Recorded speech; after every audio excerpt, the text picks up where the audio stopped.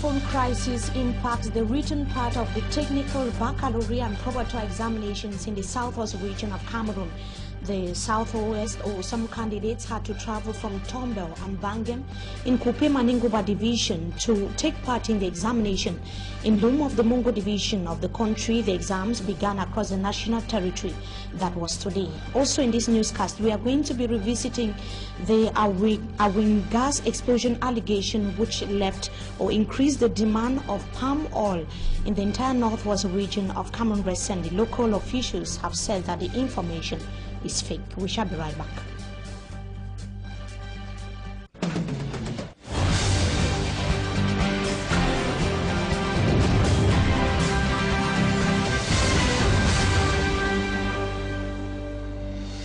Good evening to you, ladies and gentlemen. We thank you for joining us in this edition of the Prime Time Newscast on Equinox Television. We begin right here with the difficulties of some inhabitants in the Douala 4 subdivision. In Bonaberi, inhabitants of Block 7, Beseke 2, that is a neighborhood in Bonaberi, are now calling on local administrative authorities to come to their aid. The entire neighborhood is now inundated due to poor drainage canals. The population is now living in water, as Manjikan Gabriel tells us in the following report. He is an inhabitant of Block 7, Biseke 2, Camp de Sapeur in Douala 4 municipality. Just like him, who moves inside water to get out of his house, others are struggling to get out of the residence. This is so because the entire area has been invaded by standing water whose drainage has been blocked.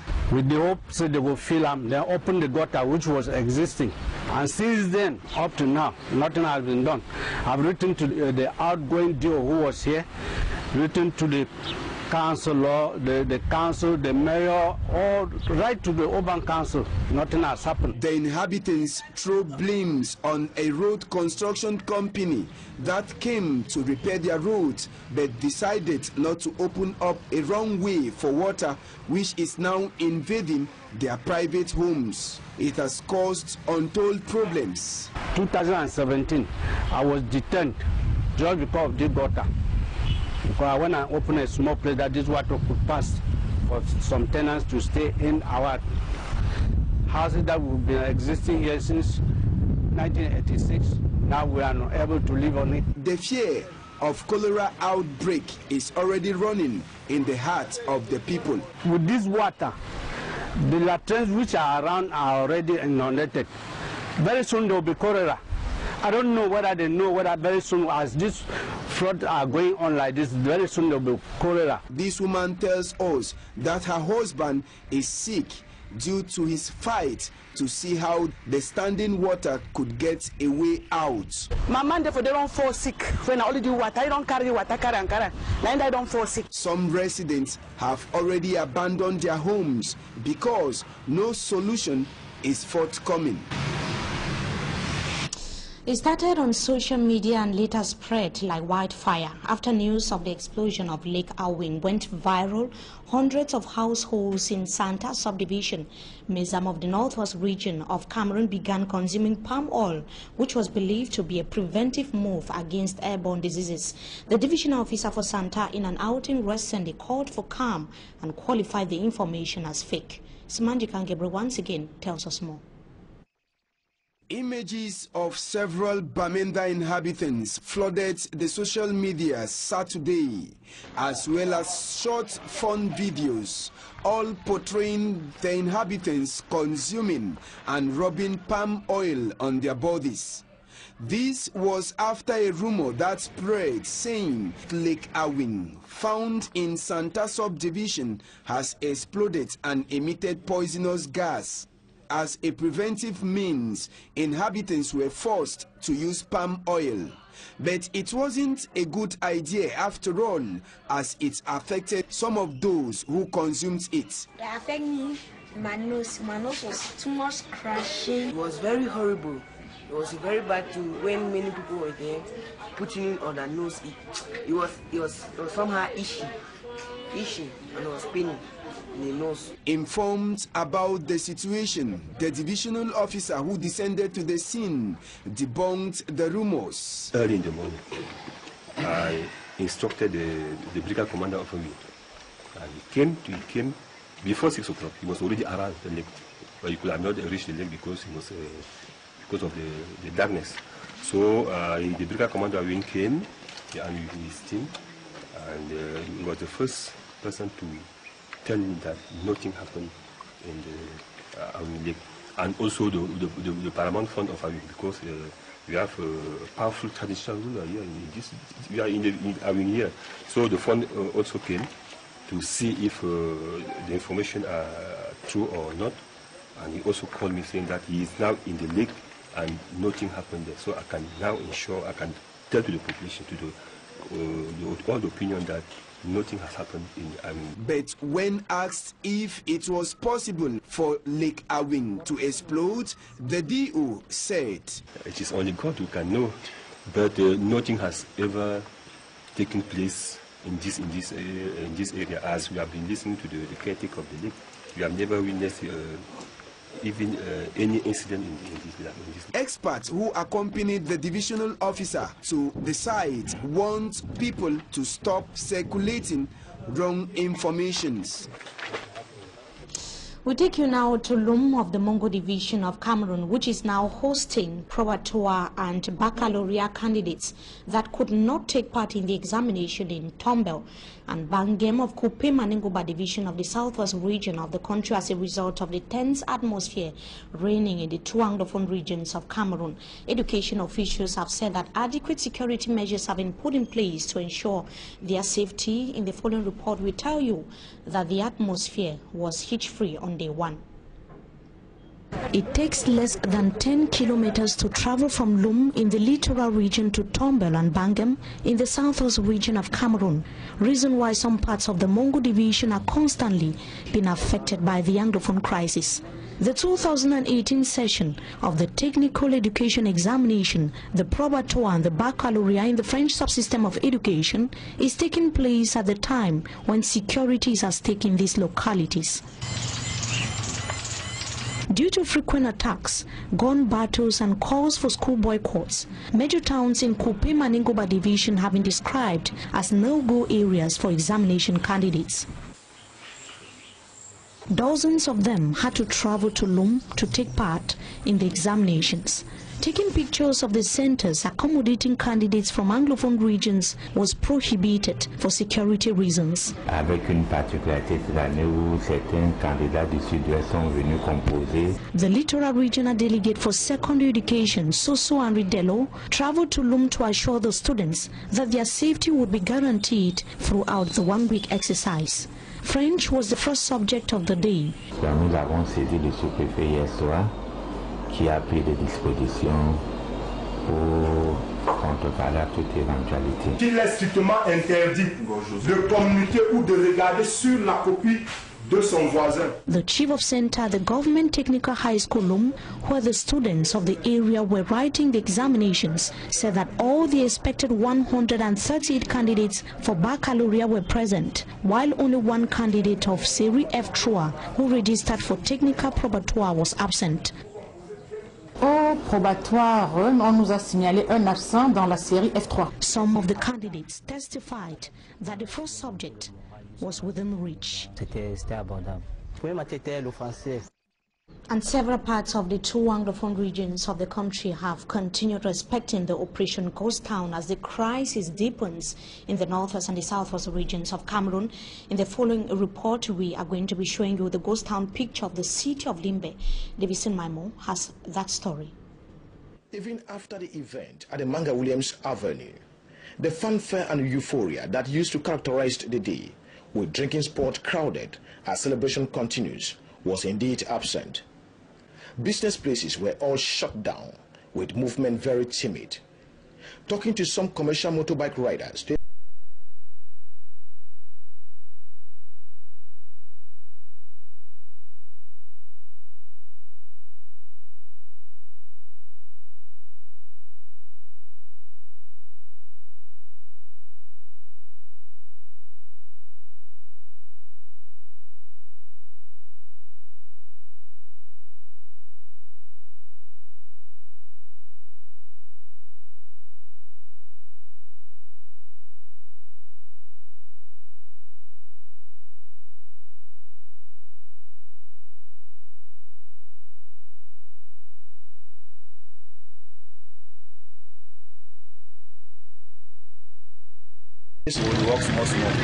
Nevertheless, business only gains steam in the evening, but not as it ought to be.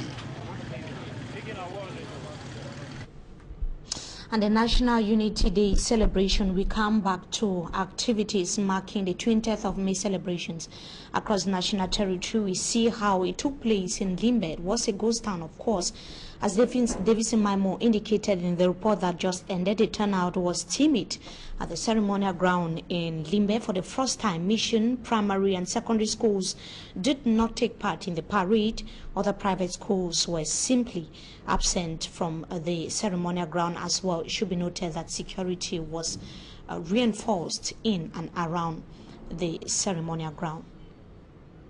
And the senior divisional officer for Manu Division of the Southwest Region expressed worries over the growing number of fleeing Anglophone Cameroonians within his area of command. He called on Anglophone activists to drop their arms, as Derek Jato tells us in this report.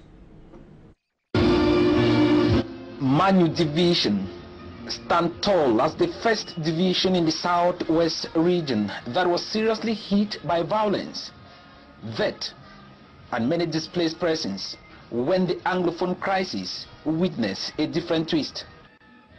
Celebrating the 46th edition of the National Day in Manfi, chief town of Manu Division, Mr. De Joseph, the senior divisional officer for the said division, called on the Manu people to put down their arms and give peace a chance. With thousands in the bushes and thousands more still in Nigeria as refugees, for the fear of the unknown in a place they call homeland, the Manu senior divisional officer used the 20th May celebration platform and called on the Manu people to come back and live together. Some Manu sons and daughters who came out at the Manfi ceremonial grandstand said it took them extra courage and strong determination to brave the threat.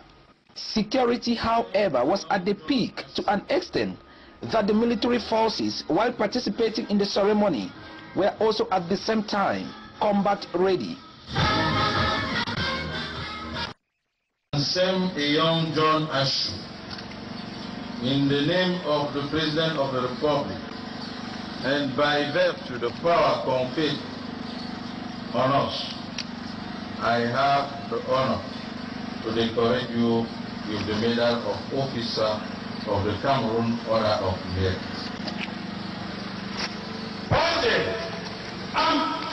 And hard work was appreciated by the award of medals. And in the far north region of Cameroon, the May 20th celebration was like a new dawn to students and pupils. It should be noted that the far north region of the country has been hit by Boko Haram atrocities. In the past months, Boko Haram terrorists had barred them from going to school and equally taking part in such events for a long time. Babla Jonathan paints the picture of the May 20th celebration to 2018 in the following report.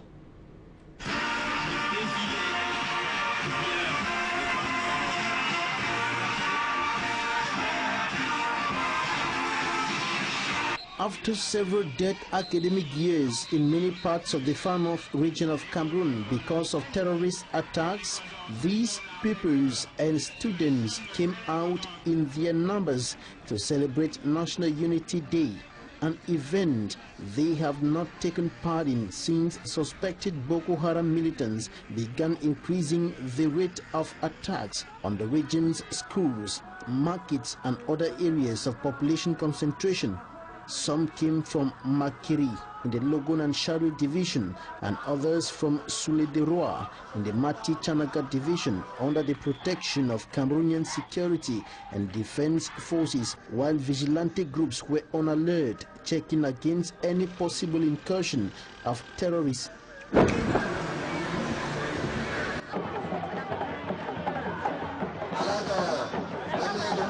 The pupils sang National Unity, National Unity, and National Unity again and again.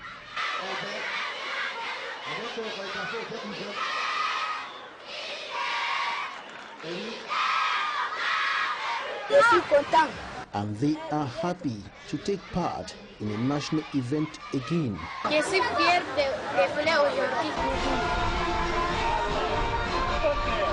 The vigilante committees made a demonstration of force.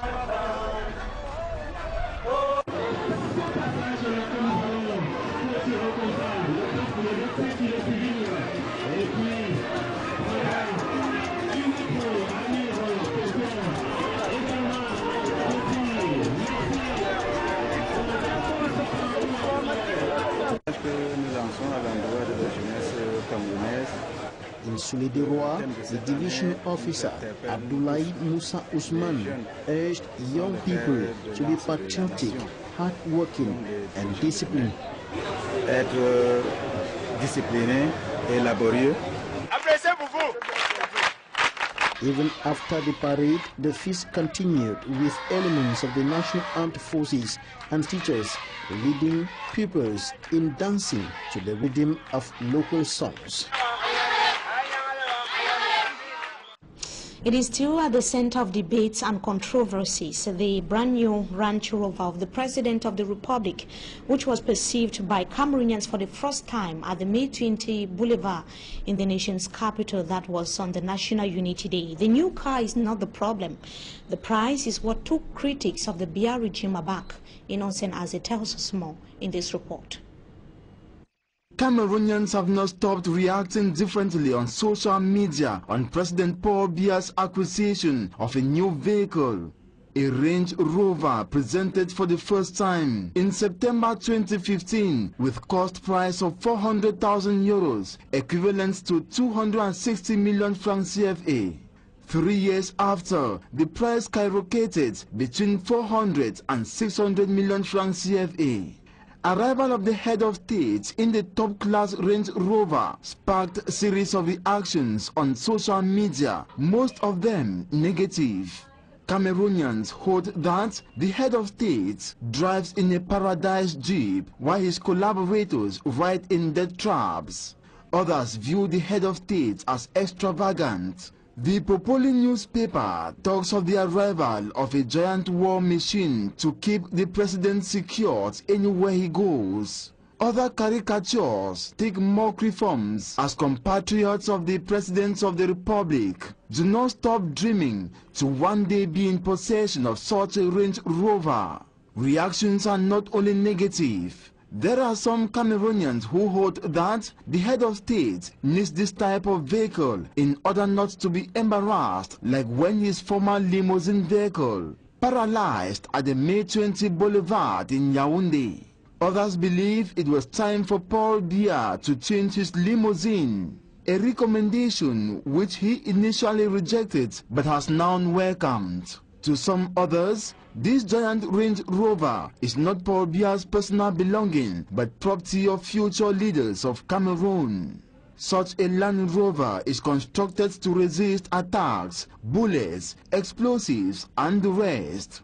Most Cameroonians, however, fume at this move to afford such an expensive brand of vehicle for an individual, while thousands of Cameroonians are suffering. EQUINOXE as they're ending this first part of the news. Up next is Talking Points. Stay with us. We shall be right back.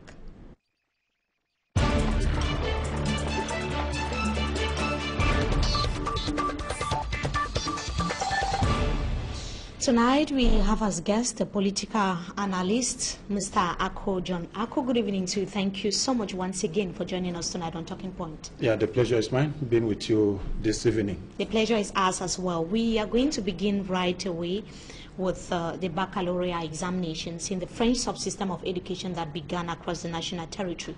The focus of our newsroom today was the situation in Loum, Mongo Division, where we've seen students leaving Tombel and Bangam because of the chaotic atmosphere to right in Loum of the Mongo Division. We've seen local authorities promising them adequate security, but many are worried about the situation of the GC examinations that will be taking place in few weeks from now. What do you have to say about that, Mr. Ako John?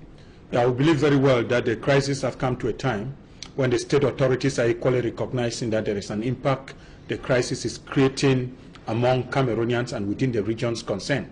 Some time ago, we equally talked about the 20th May celebration, how it was going to be a problem, but you will still remember that the government we have, like that of Cameroon, still insisted that 20th May celebration will go as planned, and they succeeded, and a lot of those pictures in Manfe, in Lum itself, in Labielem, and even in Ekondo Titi, which the government has consistently been refusing that the situation is under control, now deciding that the children who have been preparing the exams under a normal environment, there is something we call social ties and social environment under which a child has trained or has been studying to continue writing an exam, and on the eve of the exam, we need to send this child from his base or her base to another region to write. It has an impact to play on the psychological tendency in the outcome. So if we have to recognize that there is an insecurity situation, this insecurity situation has not been created by Southern Cameroonians, as I have insisted that the state has just used this as a situation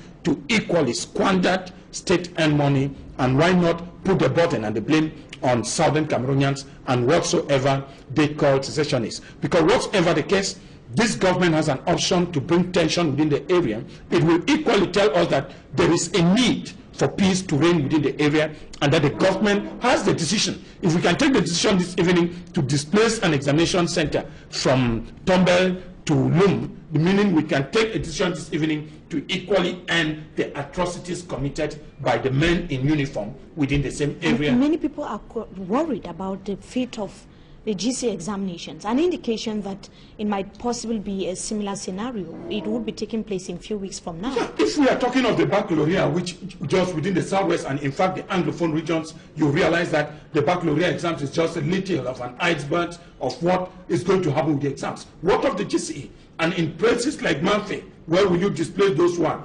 around Dadi village, those who are in Imoja, those who are in Kembong, those who are in Kwakwa, and many of the areas, what those in Munyenge, where are we going to take them to? If on the eve of the same exam baccalaureate, we had the means to send them to Lum, what becomes of the majority of more than maybe 17,000 candidates who are waiting to sit in for these exams? What becomes of them? It will equally mean that maybe the decision is taken because the baccalaureate is of a French origin, and that the GCE examination it is of an Anglo-Saxon origin. If they don't write that, it's their concern. So one system of education will also live to be promoted rather than the other. In fact, in Cameroon, you realize that in the past there was an intention to wipe out a particular system within the educational calendar of Cameroon and replace it with another system, which is not. And one of those things Anglophone Cameroonians are saying enough is enough is the way in which the state authorities manipulate with the English system of education. And the crisis, like you said, there's need for solutions.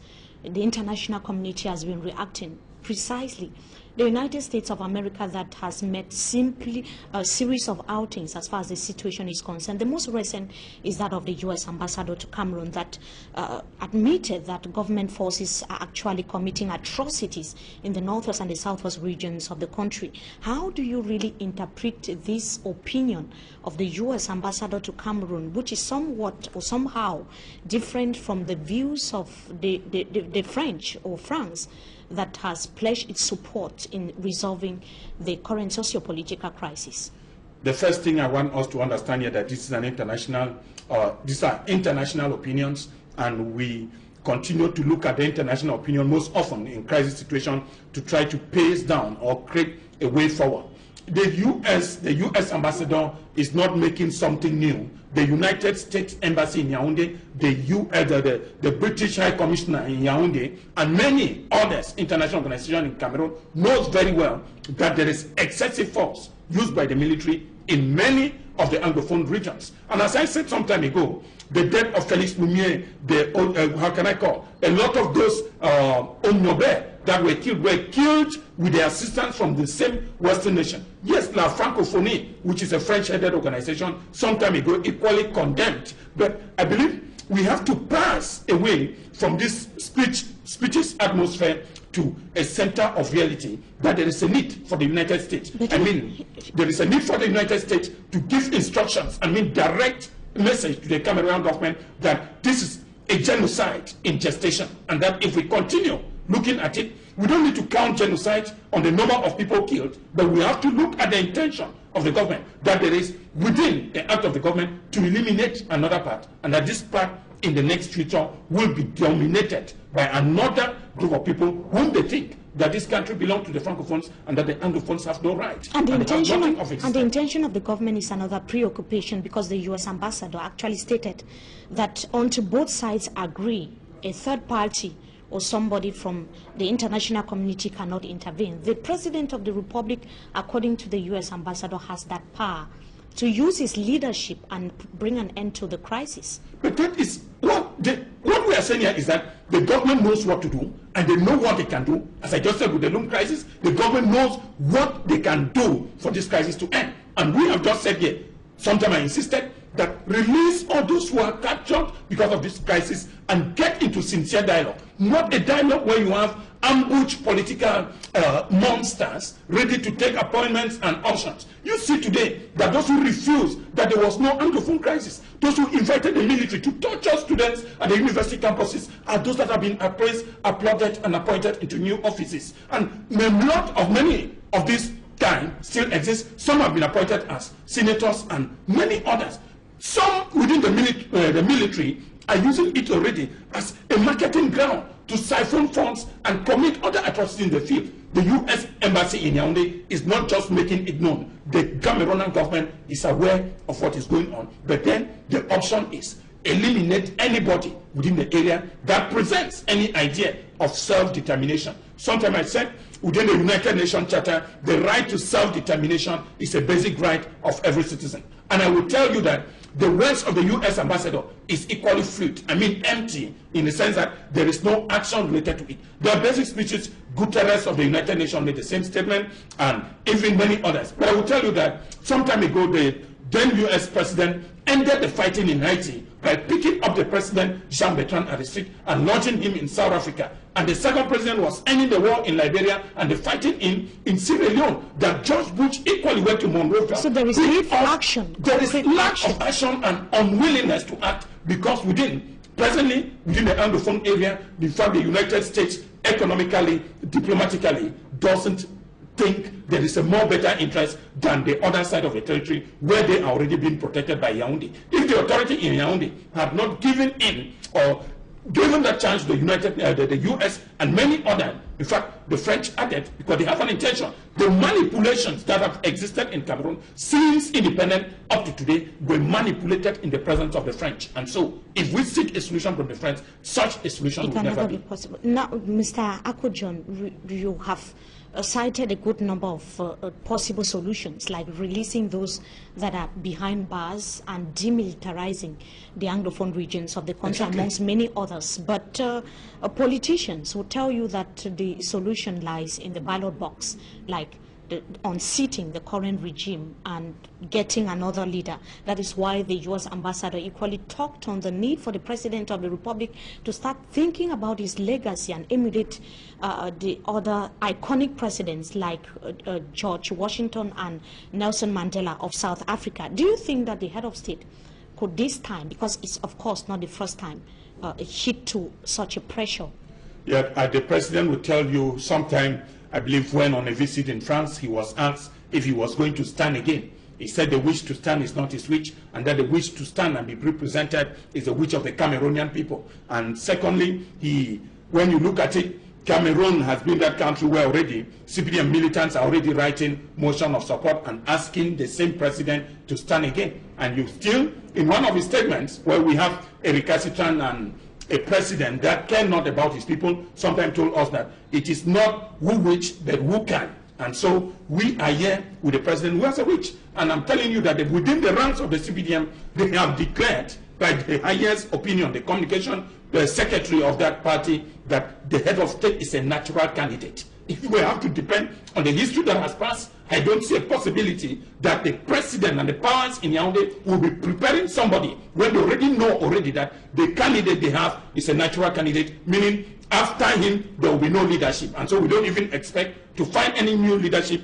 at the level of the party or who is going to succeed him. That has never been. Those that we saw in the past that were going to succeed him and equally even have an iceberg view of getting to the presidency, they have been branded what we call the grand arms, and all of them now litter the corridors of Kondegi as embezzlers and all what not. You know better than I do that people, like I may not call their names, presented themselves officially as potential way forward after the Bias regime. We are going to see if possible that is the case, but a lot of things have been happening too, which gives us an impression that the crimes, remember, this is the highest fear in Africa, because when we say in power, Machiavelli said that absolute power corrupts absolutely. Staying in the same home for 36 years, the president knows he cannot go scot-free, and that coming out of power, it will mean Cameroonians would obviously think of dragging him to court. It is preferable to die on the seat than coming out and suffering. Before we go, Mr. Akko John, the luxurious car of the head of state, which is at the center of the debate, many people are talking about it. And we saw the report of EQUINOXE as was taking a look at reactions on social media.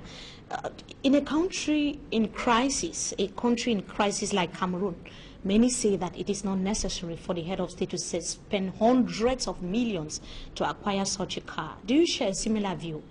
This is somebody who said he was going to cut down the cost of living for Cameroonians and that the cost of public expenditure. But at the same time, we see him doing taking a contrary position. What tells us of the president in power is that in reality, he is not in charge. He is not controlling the activities of the regime. People make proposals to him, and once such proposals are made, he basically validates. I have the strongest opinion that the head of state does not know where we are, because some weeks or 2 weeks ago, you people passed a documentary here on some primary school where there is just one school teacher. And at the same time, we see the president presented to us in an official ceremony what we call National Day. Only they themselves know what is the National Day to Cameroon. Presenting such a car to the general public when some Cameroonians are some people would say the car belongs to Cameroonians in general. We are not refusing. In Armenia, I will tell you, the new prime minister just decided to sell out about 8 cars from the former president to raise money for the state, because the new prime minister believes he has made a poor government. When we see in a country like ours, when people cannot eat for themselves, basic health facilities, people are still dying of malaria in Cameroon. Women are still dying in hospitals due to difficulties or giving birth. But then, I believe we are not refusing that the head of state does not have a right to a car, but then the luxurious nature of this car is what is going to cost enormously for the Cameroonian taxpayers. Thank you so much, Mr. Akko John, for joining us tonight on Talking Point. We hope to have you some other time again. Thank you. I'm always available for you anytime need be. Thank you so much. To our viewers, it was equally a pleasure having with us in this edition of the Primetime Newscast on Equinox Television. Wishing you a blessed stay in the company of our programs. Until we meet again, goodbye.